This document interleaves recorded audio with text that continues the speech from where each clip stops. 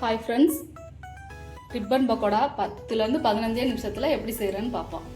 மொறுன்னு ஈஸியாக செய்யலாம். எப்படி செய்கிறேன்னு பார்ப்போம். 2 கப் பச்சரிசி மாவு எடுத்துக்கிறேன்.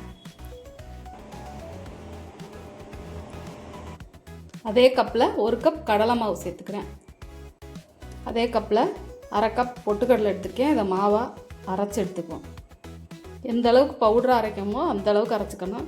இது எல்லாத்தையும் சேர்த்து சளிச்சுக்குவோம். இதாக கட்டி இருக்கும், அதனால் சளிச்சு எடுத்துக்குவோம். உப்பு தேவையான அளவு சேர்த்துக்கிறேன். எள்ளு அரை ஸ்பூன் சேர்த்துக்கிறேன்.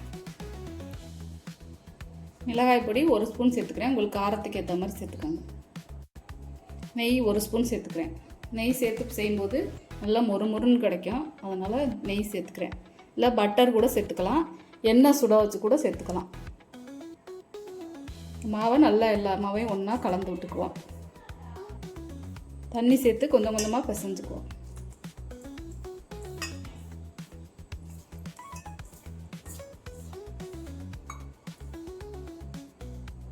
மாவு பிசைஞ்சுக்கிட்டேன். இந்த அளவுக்கு சாஃப்டாக இருக்கணும். இப்படி விரலை வச்சா அமுங்குற மாதிரி இருக்கணும். மாவு பிசையும் போதே வாசம், நெய் வாசமும் பெருங்காய பொடி வாசமும் சூப்பராக இருக்குது. புழிஞ்சு எடுத்துக்குவோம். எண்ணெய் நல்லா சூடாயிடுச்சு. புழிஞ்சு விட்டுக்குவோம்.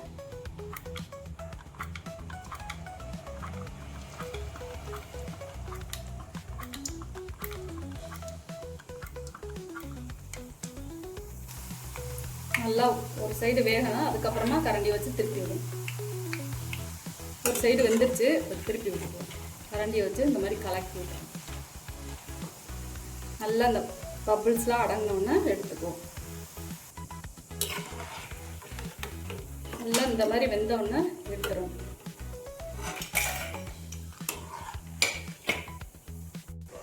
பாருங்க இந்த அளவுக்கு மொறுன்னு வந்திருக்குன்னு பாருங்க. டேஸ்ட்டும் சூப்பராக இருக்கும். இதே மாதிரி நீங்களும் செஞ்சு பாருங்கள்.